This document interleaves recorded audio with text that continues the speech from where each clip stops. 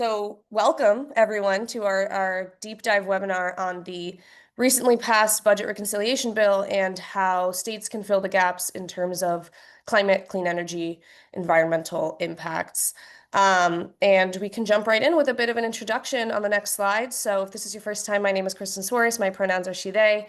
I'm the State Climate Policy Network Manager here at Climate Exchange. You can learn more about the State Climate Policy Network at the link I'm about to send in the chat, climate-exchange.org/network. On the next slide, if it's your first time joining us, Climate Exchange is a national nonprofit focused on advancing effective and equitable climate policy at the state level.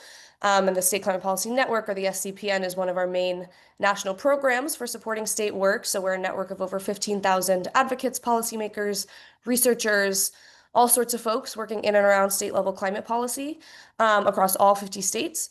And the kind of motto of the network is someone somewhere has done what you're doing, and the network tries to connect you with the resources and people that will help really supercharge and advance your campaigns on the ground. And you can learn more about our work at climate-exchange.org/network. I sent that in the chat.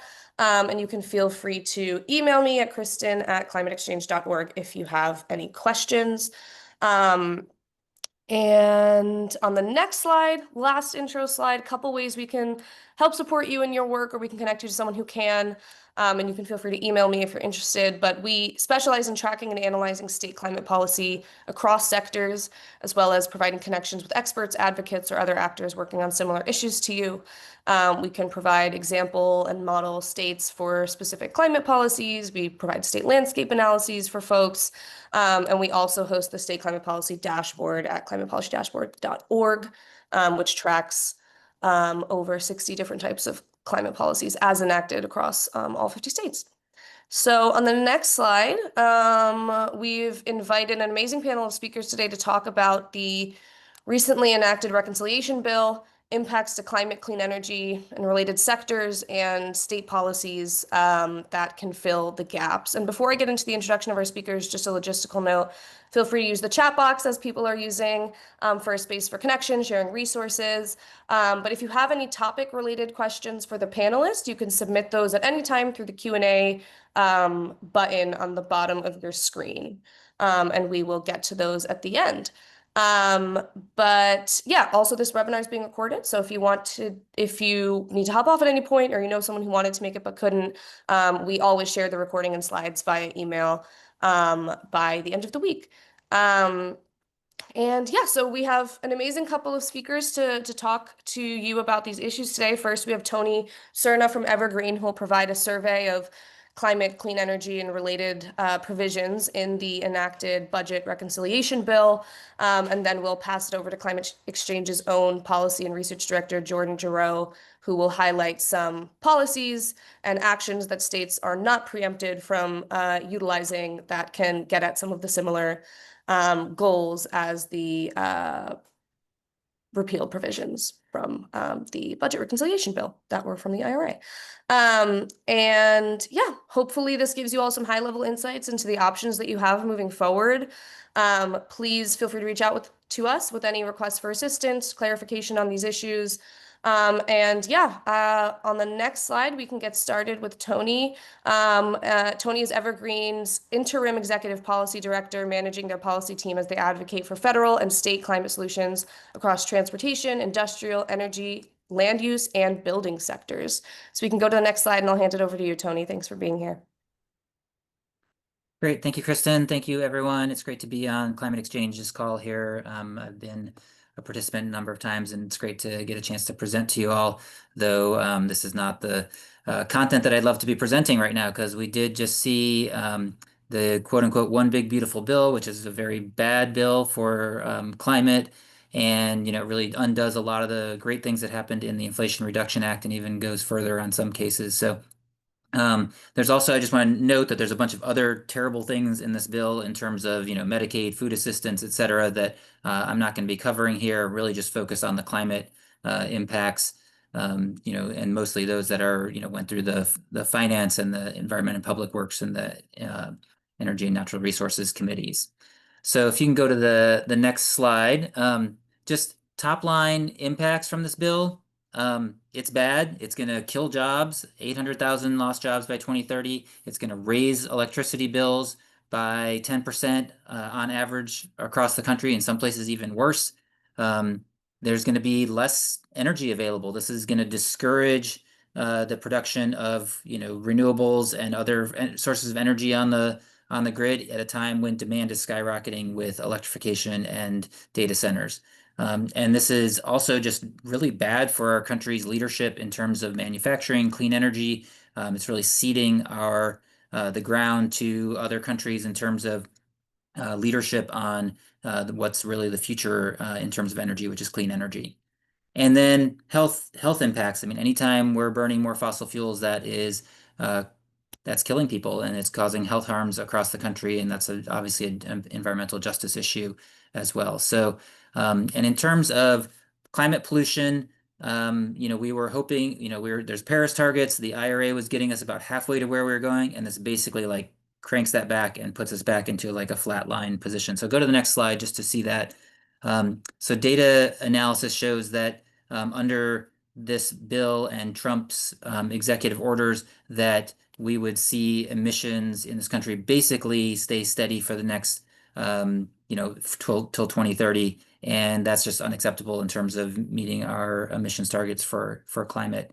And again, this is based on what the federal government is doing. There are things that states and localities can do to improve this picture, but it's not pretty. So that's the top line. I want to dig into different things. So we'll go to the next slide. We're going to start with clean energy. We'll also talk about manufacturing, et cetera. But let's go on to clean energy. So next slide. The tax credits, these are the big tax credits. They call them technology neutral tax credits, although they are no longer technology neutral and really. So 45Y, 48E, these are what used to be or there's the production tax credit and the investment tax credit. So for wind and solar projects, it's complicated. You have about, projects that start between now and the end of the year. They've got 4 years to get placed into service. They have to comply with some, but not all of what people are calling FEOC, which meaning the foreign entity of concern restrictions. We'll get into the details on FEOC, not all the details because it's immense. So between now and the end of the year, the credits continue. For the first half of next year until July 4th next year, there's a different level of compliance with the FEOC restrictions, but again, there's a 4-year window for projects to be placed in service.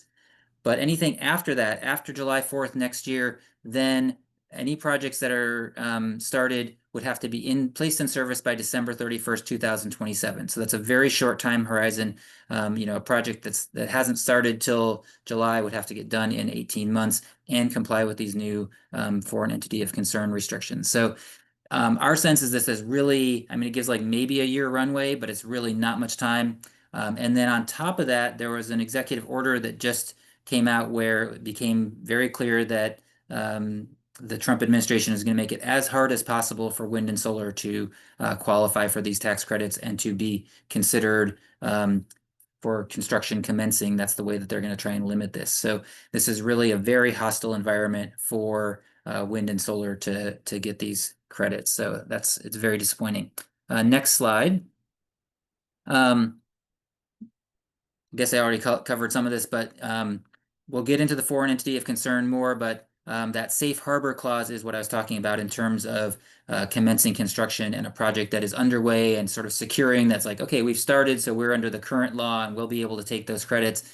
That's going to be at risk, given how the administration is acting.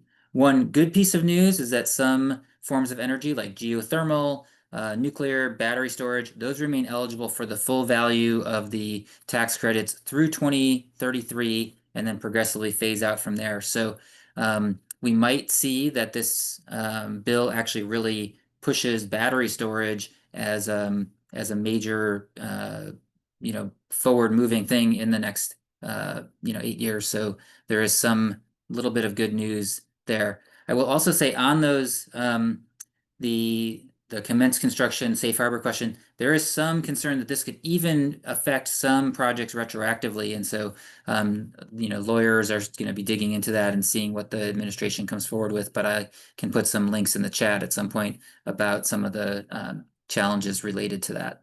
Okay, next slide. So what are the impacts of this? It's going to raise energy prices. It's going to increase people's annual energy bills from $140 to $220 per household across the country. And then that's even higher in some locations. So it really varies from state to state depends on how much clean energy they were going to be putting in place. And this is basically because clean energy is cheaper than fossil fuel energy. And so we're going to deploy less of it, and then people's bills are going to go up. This is going to kill the jobs. I mean, we have a robust industry in this country, deploying clean energy, and this is basically saying we don't care about those people. We're shutting those. We're going to try and shut those industries down, despite the job losses and all the benefits that are coming from that industry. In addition, it's going to harm our grid reliability. Clean energy is 90+% of the new energy capacity that's being added to the US grid last year and moving forward. And if this is going to slow that growth of clean energy, then that's going to make our grid less and less reliable. And obviously this is going to jeopardize, billions of dollars in existing and planned investments in clean energy space. Okay, next slide. Okay, so let's talk about those foreign entity of concern requirements. So they cover clean energy and manufacturing. They mostly start in January of 2026, and they're basically, what this is trying to do is say, it's an effort to onshore and friendshore our supply chains, and saying, like, we don't, as a country, we're trying to source our materials and only give these tax credits and manufacturing credits to entities basically that aren't owned by China, Russia, Iran, North Korea. And so China is really the most important one there, because they are so dominant in the critical minerals and clean energy spaces. So this is really going to make it very difficult for all of these projects to get these credits. This is at some level trying to kill these credits with red tape. Republicans will sometimes talk about deregulating and making things simpler and making government more efficient. This is an explicit attempt to make government more complex, more difficult, over-regulating the wind and solar industry, making it harder and harder for people to gain these credits. This is not totally dissimilar to like some of the foreign entity of concern things that were put in place for electric vehicles and battery technology in the IRA, but they are done and implemented in a much more complex way that's going to make it very hard for anyone to be able to take these credits. So in many cases it will make them unworkable. But there are people who are going to be trying to figure out the maze, be able to navigate that and make it work. So I don't want to be too discouraging, but it's definitely not, they're not making it easy. Let's go on to the next slide. Okay, and so there's also elements in here for transmission. So there were a number of programs in the Inflation Reduction Act that supported electricity transmission line, interregional offshore wind, et cetera, making it easier to move electricity around this country. 4 different programs were cut in this, and all of those programs are critically important as we're rising energy demand, and we're needing to have a more and more effective grid to meet those demands. Next slide. The Loan Program Office was providing an amazing service in helping provide loans to businesses that were creating clean energy technologies and getting those to market, and those programs have largely been gutted in this bill. It basically changes the program so that it doesn't require that these are for clean energy or reduce emissions, and adds, and it just rescinds a lot of the funding that would allow these loans to be given at a lower rate. And so for the most part, I would say like the LPO is no longer going to be an effective tool for supporting clean energy businesses. And this is going to harm our businesses, harm our industries, even while other countries are subsidizing and supporting their clean energy industries. We're basically pulling the rug out from under our clean energy economy. Okay, next slide, we'll talk about transportation. You can actually go on to the next slide as well. So the electric vehicle credits, all of them are basically terminated, you know, by September 30th of this year. So if you want to buy an electric car, you got to do it in the next, 2 months if you want to receive those credits. And after that, they're basically gone. And that's true for, new electric vehicles, used electric vehicles, commercial fleets, and as well as fueling infrastructure. All of those credits are terminated. Also, in this bill, the National Highway Transportation and Safety Administration's corporate average fleet economy standards, or CAFE standards, which set the standards for our vehicle mileage and pushes the automobile industry to have ever increasing efficiency. The penalties for that program have been set to 0, which essentially rescinds that program. Although all those auto companies will still have to do all the work to report their mileage and all that, but they just won't have to pay any penalties. So there's going to be no incentive for those automobile companies to increase their efficiency. So but between both of those, it's really going to set the electric vehicle effort back. It's going to raise people's costs for vehicles. It's going to make them less accessible, and it's really going to hurt the American automotive industry across the board, especially in terms of our competitiveness.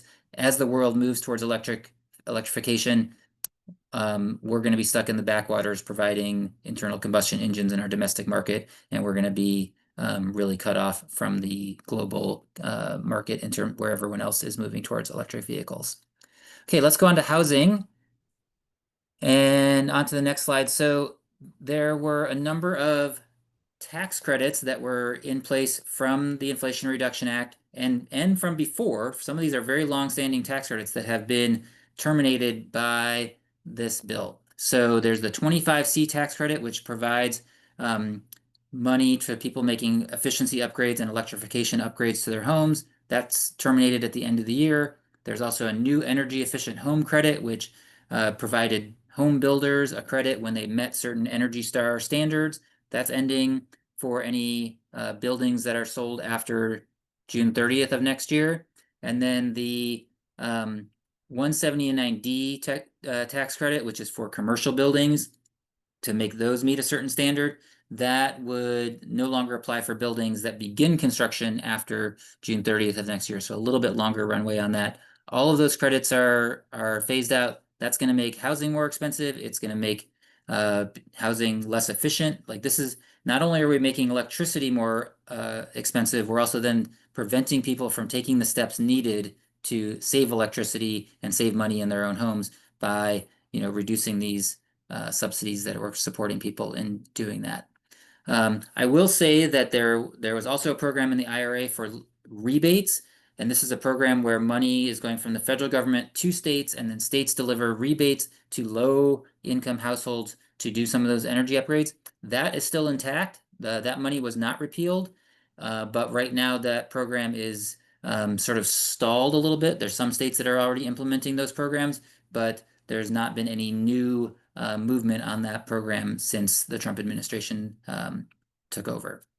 Let's go on to the next slide, and that's about the residential clean energy tax credit. So this is rooftop solar, basically, and this is a credit that's been in place for decades, and it's basically saying end of the year, any expenses after the end of the year, then will no longer receive that credit. So again, this was an opportunity for people to save money on their electric bill by installing solar and other efficiency programs, and that will be gone. So if you want to make those upgrades, you need to start now and finish by the end of the year. Okay, manufacturing. And we can go on to the next slide. So there are tax credits here, 45X and 48C. There's some of these credits are retained, but then there's an explicit carve out that says any components that are used for wind power cannot receive this tax credit after 2027. So while the tax credit continues for other manufacturing, it does not continue for wind. And then on top of that, there are these foreign entity of concern restrictions that are applied to the credit for across the board for all the different manufacturing credits. There was also a specific handout for metallurgical coal, which is the coal that is used in steel production. It's really an ironic thing because most of this coal is exported to other countries, so we're basically making it cheaper for India and China and other countries to make steel. and to give a benefit to the coal industry in the US. And it does, it's basically repealed, like the 48C tax credit. It doesn't allow the recycling of any rescinded credits. So because some credits have been rescinded and they can't go on to any failed projects that can't take the credits that they were going to get and use those for new ones. So it really limits how effective that 48C credit is going to be. Okay, next slide. The Advanced Industrial Facilities Deployment Program, this basically they've rescinded this program, taken all the unobligated balances, and this is going to be a blow to our competitiveness. This is, something that was funding low carbon cement, aluminum, steel, etc., so that we can be competitive on the global market as the world looks towards carbon-free and low carbon sources for these important industrial materials. Okay, next slide. In the fossil fuel extraction space, we can go on to the next one, oil and gas and coal. So this requires more oil and gas sales and leases, including, both onshore. It changes the royalty rates. It changes the permitting terms. It's basically a giveaway to the fossil fuel industry to make it easier to dig up coal to mine to extract oil and gas. So this is going to increase pollution. It's going to hold back our economy by relying on these non-renewable resources. Next slide. There was also a great thing in the IRA, which was a methane waste reduction fee. And that program, they were not able to eliminate the program, but they basically delayed when the fee will be charged until 2034. And so this basically is going to be ineffective for the next decade. There was money available to support the fossil fuel industry. It was, an incentive to them to like clean up their waste and to capture more of that methane that was currently being vented into the atmosphere and be able to sell it. But all that money is going away. So we're basically going to see higher, continued methane leakage. That is obviously a, short-term climate pollutant nightmare. And so it's really, it's really an awful program to be cutting, because this is something that was really going to be a net win for even, making gas, both cleaner and cheaper for people. So it's really a travesty that this has been cut. Okay, a few other key programs I want to touch on. The greenhouse gas, you can go a couple slides there. The Greenhouse Gas Reduction Fund. So this was a $27 billion program that money was allocated to a series of nonprofits that is currently tied up in litigation in the courts. The EPA is trying to like rescind that money and unobligate it and claw it back. Currently, that's being litigated, but then this bill basically terminates the program and rescinds any unobligated funds. It's unclear how that will affect the litigation that's now underway, but it obviously is an intention that if that litigation is successful, that money will then vaporize and will no longer be available for the Greenhouse Gas Reduction Fund, which is basically setting up, green banks to loan both locally and to other, larger projects towards greenhouse gas reduction. So it's really a shame that this is already stalled, and obviously this is another attack on that. Next slide, the Climate Pollution Reduction Grant, CPRG. A lot of this money has already been sent out to states, but the bill rescinds any unobligated funding for both the plans and implementation. And so what that means is that states are now going to be struggling to get the support of the federal government in just like navigating their ongoing use of the grant funds that have already been given to them. So there are some challenges there, but hopefully a lot of that money, since it's already been obligated, will still be able to do its work out in the states and tribes and local governments that receive those funds. Similarly, with the environmental justice block grants, there were $3 billion in this program. A lot of it's been, obligated out into the field, but any unobligated funding is rescinded. This is going to mean that there's less financial support for community-led organizations that are providing services to households in, environmental justice communities. And then the next slide, NEPA review. So the National Environmental Policy Act where they've created an opt-in fee that allows sponsors to just like pay a certain amount of money and get an expedited review process. And this creates sort of a pay-to-play politics where it's trying to create an end run around the environmental review process that supports a lot of our communities and being able to make sure that when these projects are done, that they're done in an effective and environmentally friendly way. Um, that can include things like LNG projects, et cetera. So not a good provision. It's not as bad as it could have been. There were some things taken out of it by the parliamentarian in the Senate that didn't meet the requirements for reconciliation, but it's still not a good precedent to be creating this pay-to-play way to take an end run around the NEPA process. And with that, we can go to the next slide. My information, Tony Cerna at Evergreen Action. You can email me, tony@evergreenaction.com, and I'll put a link towards our analysis of the bill in the chat, and I'll put a few other links to more information about the foreign entities of concern. And I'm happy to answer questions, but I also want to leave plenty of time for Jordan to go into what states can do. So I leave it up to Kristen to moderate in terms of Q&A and whether we want to hold that to the end. Yeah, thanks, Tony. I think we can move right along to some of the state policies to fill those gaps, and then we'll have a healthy amount of time for Q&A at the end. And I see that people are sending some questions in the Q&A. People are sending some questions in the chat. Make sure to send your questions in the Q&A if they are for the speakers so that we can ask those at the end.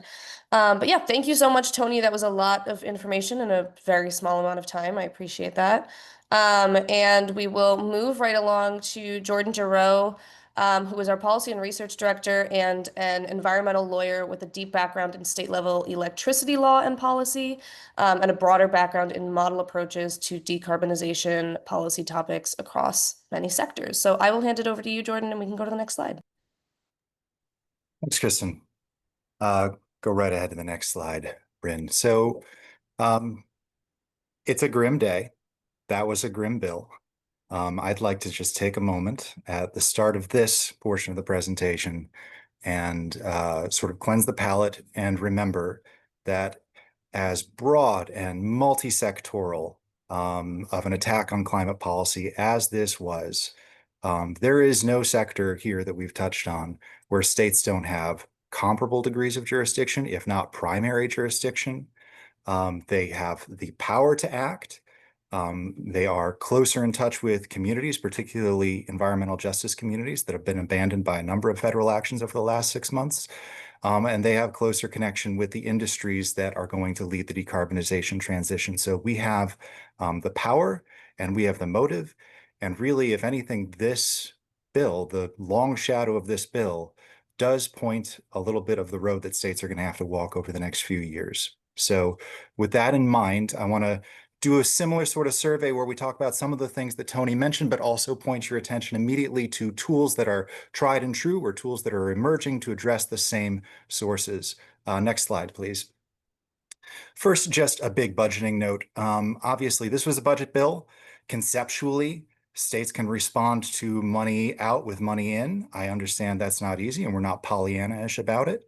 But I do call your attention to the Center for Budget and Policy Priorities State and Local Revenue Options tool, which lays out all of the different levers that states can be pulling to try and address the concerns about some of this vanishing funding, including a lot of environmental and polluter pays options, some of which I'll mention in the slides ahead.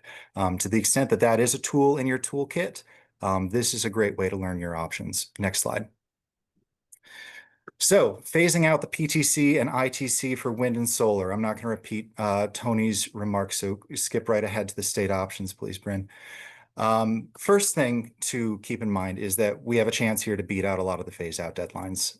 In spite of what President Trump announced in his Monday executive order, there is a period of time now for projects that are somewhere in the process to race to the finish line. And there have been a lot of great resources in the last few years developed by folks to help states and local governments understand how to effectively and quickly apply for and get these. And for the next few months, at least, this is going to be a matter of concern for folks with projects somewhere in the pipeline. So you'll be able to click on these links to see some of these resources when the slides go out. Next slide. How can states respond on the energy front? Tony mentioned the huge rise in household energy prices that we expect to see as a result of this bill. In some states, that rise can be as much as 30% blended across residential and commercial sectors. What you might not realize is that if you were to go, for example, down to the NERA study, which informed the graphic you see at the right, a lot of that rise is really contingent on data center demand exploding at the same time as renewable capacity is flatlining. So that just calls our attention back to something we've been doing a little programming about in the SCPN already. Data center regulatory options become much more important as these credits phase out. Next slide. So in our studies of 2025 bills across state houses around the country, no topic was as popular for states to address as ratepayer protections. That is, public utility commissions can create a rate class for data centers that require them to pay for their own share of costs in energy, capacity, and grid upgrades. We have a smattering of different examples from around the country, some of which passed, some of which were just good attempts. Whereby states can make the real source of load growth pay its real cost and reduce all of the financial strain we're seeing across the rest of the system right now. Next slide. Of course, as Tony mentioned, this was not an assault on all zero emissions technologies, but specifically wind and solar, which calls out what can we do to build some technology-specific supports in for those industries. So if states have technology-neutral renewable energy policies, now's the time to be looking at the potential for carve-outs or multipliers, separate tiers for RECs that are going to better gauge the widening funding gap that those projects are facing in the years ahead. A lot of tools that we have in our toolkit and haven't had to apply to this industry, we now have to think about applying to this industry. Next slide. And this is addressing grid reliability. Again, another major impact from reducing energy capacity from renewables over the next 10 years. And this is uniquely within states' jurisdiction to be considering at the distribution edge. So empowering PUCs with the statutory mandates to allow them to consider clean energy goals or energy transition projections, making harmonious integrated resource planning processes with what needs to happen in the energy transition, or with regional transmission planning, or as at least a gateway. We're seeing a lot of legislation around the country simply studying the impacts of rising load growth on energy capacity and transmission constraints. A lot of good examples here of where states can start to try and empower their PUCs to correctly address grid reliability as the impacts of these funding cuts become felt.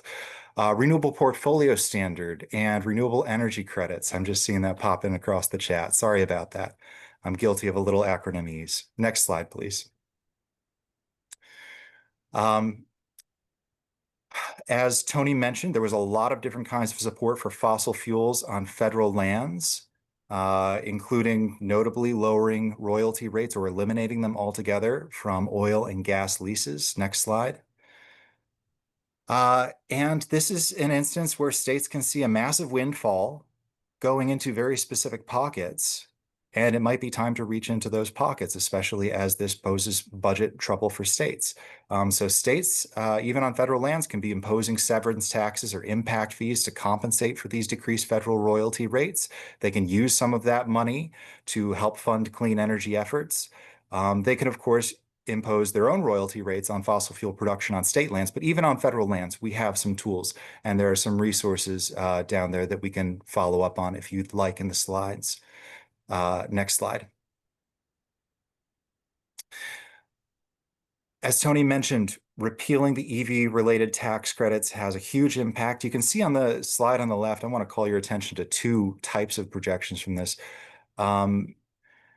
Just the impact on the number of electric vehicles sold over the next few years is going to be stark. You can see that in the difference between the green and blue lines on the left, but Also, and I think a big part of how we need to politically consider this going forward, the impact on electric vehicle manufacturing is going to be stark, because when you collapse the demand, a lot of these investments that were going to be job-creating investments are now called into question, and states have a vested interest in protecting those jobs. That means they have a vested interest in protecting that market. Just a note here, because these slides are a little bit outdated with all of the things flooding the zone. You might compound this analysis if you were to factor in the California waiver withdrawals, which didn't make its way into Princeton's analysis. But that is to say, the gulf is going to be even greater. Next slide. So several ways that states can be working in the transportation sector, even a sector like transportation, where traditionally folks have thought a lot of state policy was preempted. First, states can, to some extent, try to replace the same rebates that are being clawed back. You see a number of states that have moved forward for this on chargers and EVs. This can be done with rebates. This can be done with tax credits. We link to a few models here. And the information here is from our state climate policy dashboard, where you can learn about all of these different approaches in more depth if you want. Next slide. States can plan the charging network. This is another area where states really have the preeminent authority. State regulators need to be working with utilities to figure out how to build out the electric system to accommodate the level of charging that we need for this transition to actually occur. That might be even more important than the upfront costs of the vehicles. So there's a number of states with a similar policy enacted. Some models linked in the slides, how you can correctly or sort of sensibly give your PUC the directive to build out a process within the utilities to do this kind of planning. And whether or not these incentives were active or not, this was going to be a huge area that states needed to tackle. Next slide. On a similar note, rate design, and really an area that should be faster emerging, bidirectional charging. Of course, many states have moved forward with some kind of analysis of EV rates to make sure that they don't unfairly punish EVs. EVs have their own unique load curve, and if you just plug that into a traditional household's rate structure, that might not really reflect their actual cost on the system. So considering how EV rates incentivize or punish EV owners is something that we've seen a good bit of progress on in the last few years. But something that needs to emerge probably a little faster in the years ahead is how to leverage that to relieve grid strain as well. So bidirectional charging is just the ability of your EV to send power back onto the grid when necessary. We have examples out of California where they're legislating that the EVs need to at least have the technical capabilities of doing this. We have some examples out of Maryland about trying to design the rates that would reward this. And this is an area where it's very nascent and needs to open up in the years ahead. Next slide. Of course, public procurement is a big part of this. You see our tracking of public fleets as well as electric bus procurement targets. Next slide. Indirect source review. So within the transportation sector, you might say, oh no, we can't regulate what comes out of the tailpipe. But if you amass enough of those tailpipes around a physical location like a warehouse, you can use indirect source review at the state level to impose requirements that are going to effectively encourage a lot of different fleets to reduce their emissions. So we see examples, nascent examples out of a few states around the country. Colorado has an agency working group on it, and we highlight some model legislation on our dashboard about how you might approach that in your state. Next slide. As Tony mentioned, CAFE penalties were voided, setting the violation cost to $0. This was the only mechanism that the DOT had to enforce what is the bedrock, really, of corporate or of fleet fuel economy across the United States. Next slide. So where states cannot regulate what comes out of the tailpipe, they can regulate what goes into the gas tank. That is, if these vehicles do become less fuel efficient, we can make the fuel more greenhouse gas efficient. That's what clean fuel standards are about. There's only a few states that have moved forward on them. And I'll note that this mechanism is not without its critiques. California famously has a system that has been called just a boon to biofuels producers, sort of at the expense of emissions gains. But there are emerging tools and best practices. We highlighted a tool by RMI on one of our webinars last month, helping you analyze how these requirements can be structured to actually achieve the emissions reductions that they promise. So where you might be preempted at the state level from regulating tailpipes, this is maybe as close as you can get from a state regulatory perspective to filling that gap. Next slide.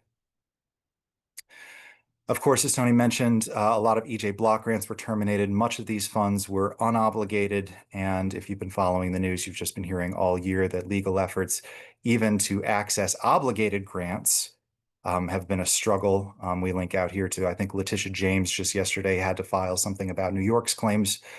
Next slide. This is another area where states have a vested interest and a closer nexus to a lot of these communities to do this in a smarter, more holistic way. So we pay special attention to this area on our dashboard.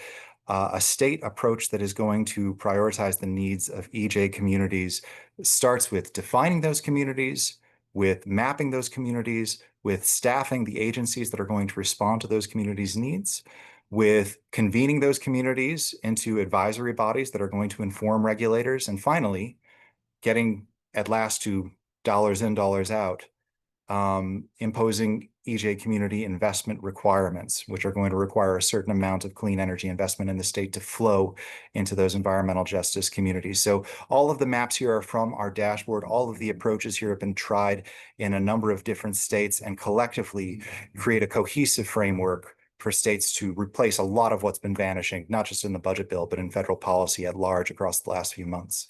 Next slide. Tony mentioned the waste emissions charge, which has been postponed on oil and gas sector methane emissions for the next 10 years, resulting in an estimated $7.2 billion in lost revenue over that time. Again, just giving you a sense of the scale of the windfall here and maybe what states could justify putting their hands out for. Next slide. But from the regulatory perspective, states really have the authority to solve this problem hook, line, and sinker if they want to be aggressive enough about this.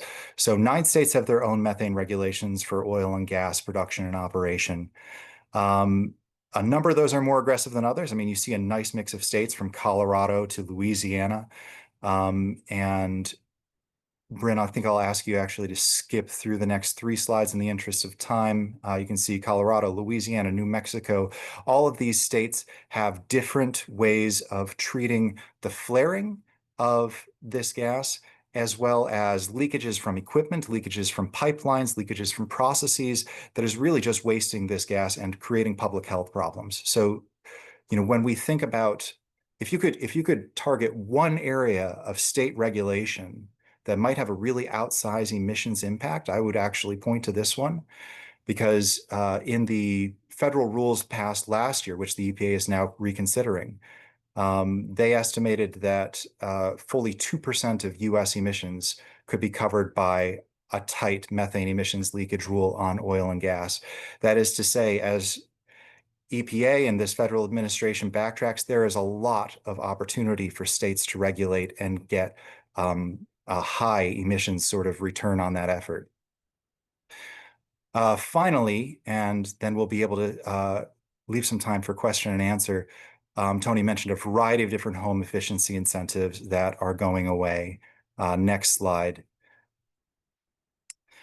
But this is an area where, again, states have certainly comparable jurisdiction, but exclusive jurisdiction over a lot of this. A lot of the same funding mechanisms have been employed at the state level for many years, including utility rebates, tax credits, tax incentives, loan programs, and more. And where the federal government is only able to offer incentives to efficient buildings, states can actually require them. We link out here to our tracking of building performance standards across the country, efforts to phase out gas appliances, require LEED certification, and tighten building codes. So all of this needs to flow at the state level in the years to come. And so I think that's my last slide. I guess if you take one thing from this presentation, I hope it is that as multi-sectoral and many tentacled as this big, beautiful bill was, in carving back climate progress that we've made over the last few years, every sector that we're talking about has a prominent way that states can be helping us achieve the same goals and really stabilize the progress of key industries across the country that have been ramping up, as previous administrations have put the incentives in place for them to do so. So the shadow of this bill is in many ways a state's path forward for the next few years, one could say. And with that, I'll turn it back over to Kristen, and we'll leave some time for Q&A. Yeah, thank you, Jordan. Again, a lot of information across a lot of sectors, and we have a bunch of questions coming in. We can go ahead and stop screen sharing and move to Q&A. We have a ton of questions, and I'll also point to the fact that Tony has answered a bunch of these questions in the Q&A already, so you can toggle to that answered tab and see some answers to questions regarding geothermal credits, regarding the methane waste reduction program and some politics behind that, more specifics on the NEPA opt-in fee, as well as some information on HEAP funding, LIHEAP funding particularly, and a carbon tax potential. So lots of good information there. I will highlight some other questions. A couple questions centered around kind of speaking to the earlier state overreach executive order that came out in a few months ago from the administration in an attempt to really kind of intimidate states.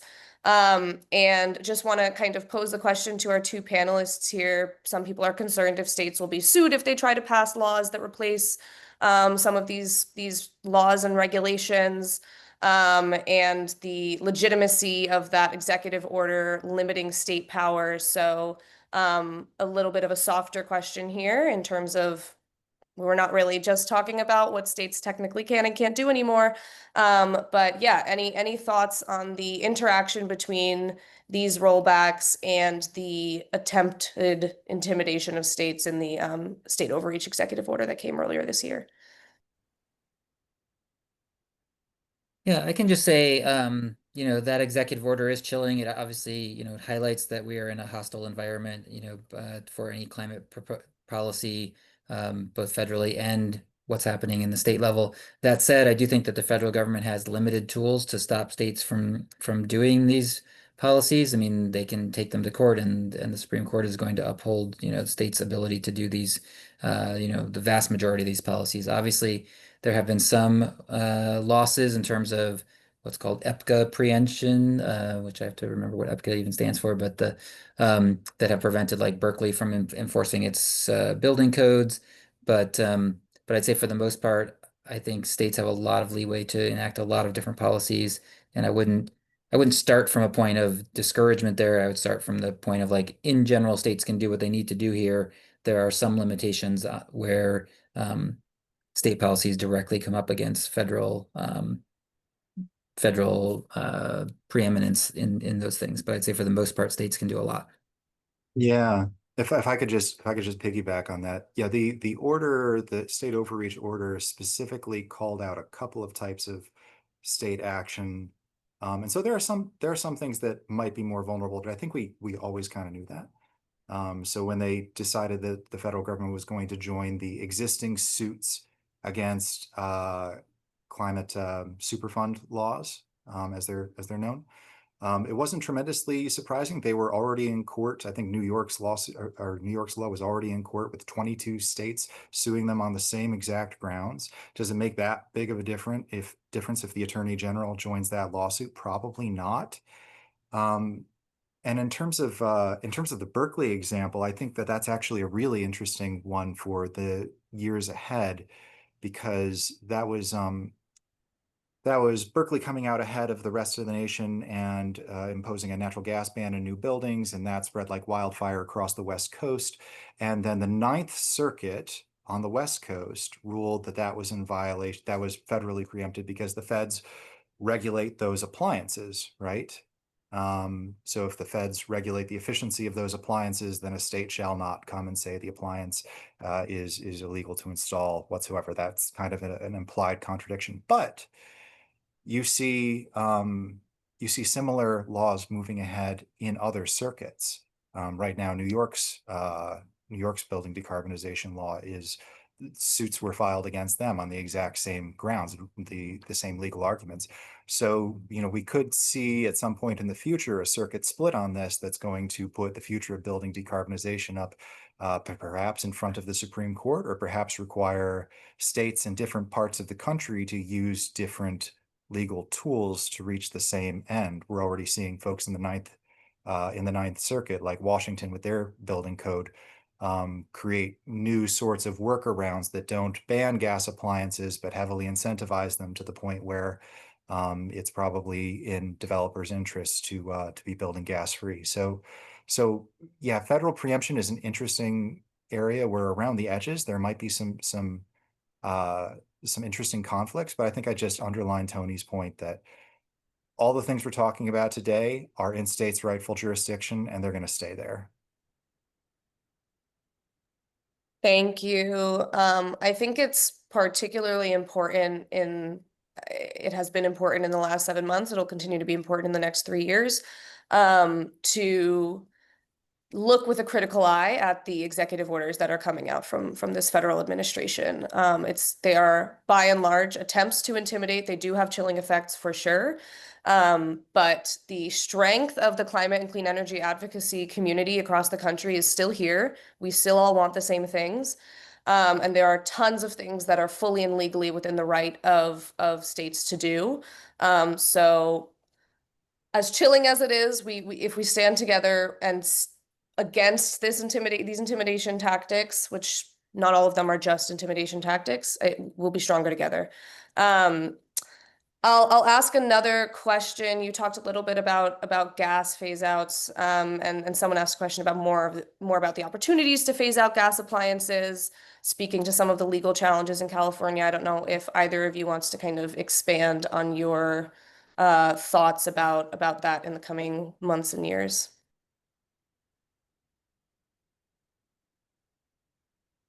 Or do you wanna go ahead?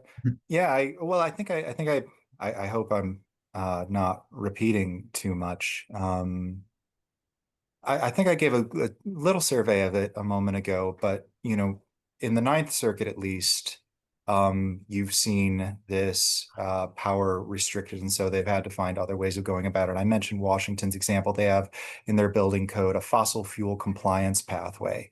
Basically allows you to continue using these appliances, but if you do, then everything else that you have to do on the energy efficiency front becomes that much harder and really pushes the economic lever towards, making it practically unpalatable to have gas. Not strictly illegal, not in direct conflict with the Ninth Circuit's opinion, but a different way to the same end. You've also seen Berkeley last November had a ballot initiative where they were trying to put a first in the nation tax on the use of gas from appliances. That was their way of trying to replace their own first in the nation move with something that would replicate its effect.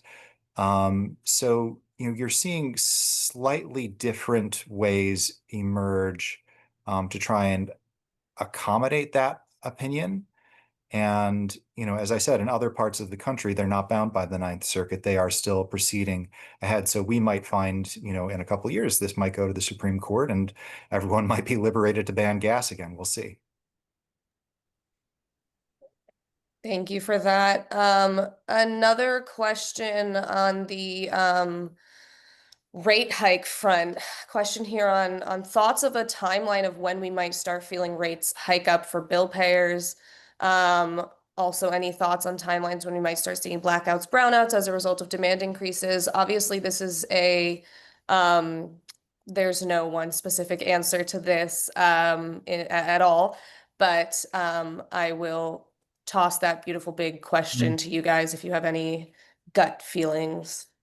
Right. I mean, I can say like we're already seeing rates going up right now. I mean, especially in some areas of the country, like in the PJM region, rates went up in June and they will go up again. There have been more rate hikes in the first 6 months of this year nationally than all of last year. So like we are already seeing the impact of data centers and demand increases. And so like states really need to get on top of this issue, and they have a bunch of tools to do that. The question of when we will see the difference between what we would have seen versus what under the old law, but what we're going to see under the new law, like I think we will see that very soon, but it will get worse and worse over time. Like the bigger the gap in how much we, renewables are cheaper. And so like the fewer renewables that are deployed, the higher people are going to pay for energy costs. The more LNG that's exported to other countries, the higher our gas costs are going to be in this country. So people are already seeing price increases. They will see even more so because of this bill, and that will just get worse over time unless we can correct for these changes. Yeah, and just to add on to that, I think that we talked about the race to apply to qualify for these tax credits, and the fact that you have a certain amount of time to begin construction, or if you miss that timeline, you might still even be able to go into operational status before 2028 and potentially comply. Um, but that just the uncertainty and the Trump administration's Monday executive order talking about how they're going to be trying to twist how that qualification is interpreted. The uncertainty around that could very quickly cause a lot of projects to say, you know what, we're going to send our capital somewhere else. We just can't live with playing a dice game with how quickly we can get our interconnection approved and either do a significant amount of construction or become fully operational. Like we can't have that much money tied up in this kind of risk. So that, look to interconnection queues, and you might see some unfortunate results of this fairly swiftly just because of the uncertainty. Great, thanks so much. I think one quick-ish question to wrap us up here, and a reminder that the recording and slides will be sent out via email tomorrow. How concerned are you that previous leaders and emerging leaders on climate at the state level may backslide? We have an attendee concerned that as national policy supports are carved out, states will roll back previous support for climate and environmental policy. For example, like in Massachusetts, proposing a 70% cut to Mass CEC. And I'll say right now, at least from the advocacy side, I have seen a fervent refocusing and strengthening of climate and clean energy advocates in the face of these challenges, but at the same time, not only due to a lack of federal administration and of federal leadership in climate and clean energy regulation and legislation, attacks on other things like healthcare, like education, like immigration, things that people can very much see today. I am feeling from that a deprioritization of climate and clean energy as a legislative topic across the country, across many states. So both things are true, but at least from the advocacy side and at least from climate champions, I have seen them step up more in the face of this in terms of their focus. But I'll toss it to you all for some closing thoughts on that front. Yeah, I'll say that it has often been the case. There have been cycles where when there's an economic downturn or when other challenges are faced, that people really focus on those immediate challenges, and climate feels a little further away, and so they deprioritize that. And so this is a little bit of a familiar cycle that we're going through. I think people are very focused on affordability issues right now. Both the voters, the average person is, but also the politicians are focused on that. And so I think one of the things that we need to do is make sure that we can align the fact that our climate goals actually align with affordability, both in terms of just lowering your utility bills, but reducing health harms, which are a cost for people, reducing the impact from disasters, that we are seeing the negative impacts and the negative costs from fossil fuels and from climate change, and so taking action on climate is saving people money. That said, people also need relief, like immediate relief in terms of some of their utility bills and other issues. And so there are some, steps being taken and some focusing of energy in that way right now. But I'm not too worried that we're going to lose the focus on climate. I just think there's going to be some ups and downs, and we need to connect it to the issues that are really kitchen table issues for people. Alrighty, well, that brings us to the top of the hour. Thank you so much, everyone, for your time. Thank you so much for your continued work and engagement in this space. There's a lot of bad news coming out. We exist to continue supporting you all and remind you that we're all still here. All of us are still here across the country. We're still focusing on this, as so many people are, as a primary policy focus for in terms of support. And continue to take care of yourself, continue to see the solutions that exist.